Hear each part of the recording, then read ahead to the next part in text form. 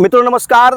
आमतौर पर जो हमारे सेहत के लिए फल होते हैं उसमें सेब सबसे मुफीद माना जाता है। सेब में vitamin C, vitamin A, calcium, इन सारे पोषक तत्वों की प्रचुर मात्रा पाई जाती है, जिसकी वजह से मार्केट में इसकी मांग भी बहुत ज़्यादा होती है। लेकिन देश के कुछ ही हिस्से ऐसे हैं जहां सेब की खेती की जाती है।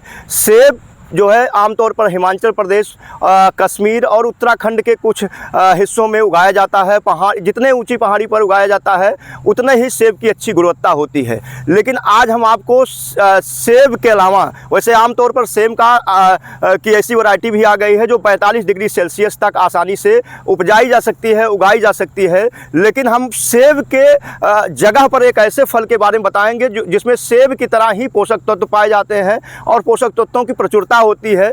और आम तौर पर इसे किसान भाई पहाड़ों में तो इसको उगाया ही जाता है, मैदानी क्षेत्रों में भी आसानी से उगा सकते हैं। तो जिस फल की बात करने जा रहे हैं वह फल है नाशपाती। आप देख सकते हैं हमारे पीछे जो है इसमें फलत भी आया हुआ है। इसके पहले हमने आपको वीडियो के जरिए बताया था, इसकी टहनियाँ जो है पूरी तरीके से फलों से लदी हुई हैं और इसमें फूल आने का जो समय था वह जनवरी से फरवरी महीने का है। जनवरी फरवरी में इसके फूल आते हैं और इसके फल जो है जून महीने से पकने शुरू हो जाते हैं। जून से लेकर के सितंबर महीने तक इसके फलों की तुड़ाई होती है और इसकी जो फलों के स्वाद की बात करें तो खट्टा मीठा स्वाद लिए फल काफ़ी सेहतमंद बनाता है। हमें खाने में से हमारी हड्डियां मजबूत होती हैं, हमारी रोग प्रतिरक्षा प्रणाली मजबूत होती है। तो ऐसे में सेब की जगह इस पौधे का फल का इस्तेमाल कर सकते हैं। फलों के अगर रोपण की बात करें तो इसके लिए बलुई या बलुई दोमट मिट्टी काफ़ी मुफीद मानी जाती है। पौध से पौध की दूरी और लाइन से लाइन की दूरी बात करें तो 3 मीटर से लेकर के 5 मीटर की दूरी इसके लिए काफ़ी अच्छी होती है।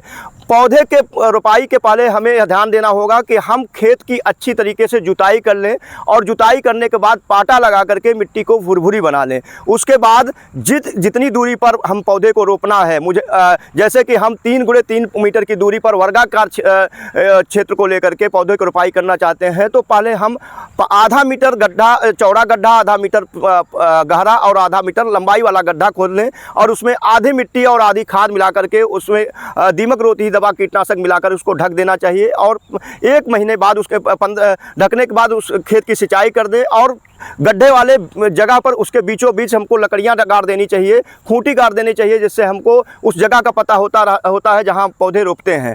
तो ऐसे में हम गड्ढों को तैयार करते हैं और उसके बाद इसको रोपाई का जो समय होता है यह दिसंबर से लेकर के मार्च तक का, और अगर हम मानसून सीजन की बात करें तो जून से लेकर के सितंबर का महीना सबसे अच्छा होता है। तो जो किसान भाई इसकी खेती करना चाहते हैं, नाशपाती की खेती करना चाहते हैं, वह किसी विश्वसनीय पौधशाला से ही पौधों को क्रय करें और मैदानी क्षेत्रों में आसानी से नाशपाती के पौधों को उगा भी सकते हैं और अपनी आय को में बढ़ोतरी भी कर सकते हैं। अगर उत्पादन की बात करें तो 1 एकड़ खेत में नाशपाती का जो औसत उत्पादन है वो 400 से लेकर के 700 क्विंटल तक पाया गया है। तो किसान भाइयों आपके लिए, और इसका आमतौर पर जो बाजार रेट होता है 50 से लेकर के 100 रुपये प्रति किलो होता है। तो किसान भाइयों के लिए काफ़ी फायदेमंद ये फसल मानी जाती है और सेहत के लिहाज से भी काफ़ी अच्छी मानी जाती है और मार्केट में इसकी मांग भी अच्छी बनी हुई है। तो जो किसान भाई खेती करना चाहते हैं वो कमेंट बॉक्स में सवाल पूछ सकते हैं। उनके सवालों के जवाब हम एक्सपर्ट के जरिए देने की कोशिश करेंगे। वीडियो कैसा लगा ज़रूर बताइएगा।